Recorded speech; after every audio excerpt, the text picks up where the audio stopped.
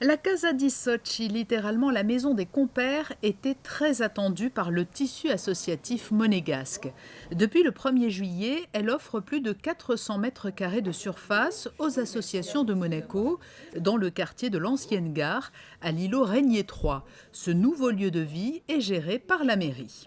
Alors la genèse, c'est une idée qui a germé, je pense, au niveau du Conseil national, qui a été bien sûr suivie par le gouvernement, qui a mis à disposition les lieux et l'aménagement de ces lieux qui est vraiment de grande qualité. Et ensuite, on nous a confié la gestion à la mairie et plus particulièrement au service des sports et des associations qui a changé de nom à cette occasion puisque le lien naturel avec les associations existait déjà.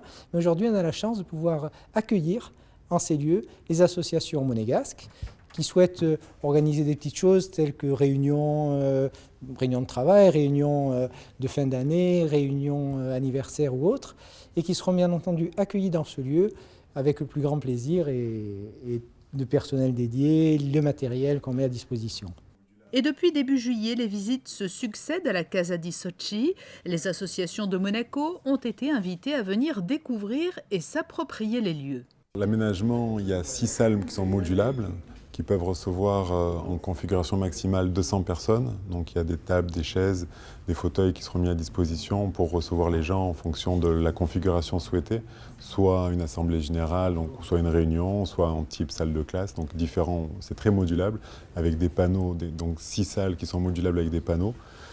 Donc des panneaux qu'on peut voir sur le côté pour pouvoir soit faire des grandes salles, des grands espaces ou des plus petits espaces, plus intimistes en fonction du besoin de l'association. On a également un petit office où quand vous avez avec des frigos et de quoi stocker pour mettre au frais, pour pouvoir après... Et là, la location est gratuite. C'est mise à disposition complètement gratuite, donc la mise à disposition par la mairie se fait via un site internet, il faut se préinscrire. Une réaction très positive, très heureuse, parce que nous allons avoir un écrin de travail magnifique, très fonctionnel, très lumineux, et où nous allons pouvoir réaliser de grandes choses pour les donneurs de sang. J'ai déjà quelques petites idées en tête et je pense que grâce au travail fait et par le gouvernement princier et par la mairie, nous allons pouvoir réunir nos donneurs et continuer à travailler pour le don du sang.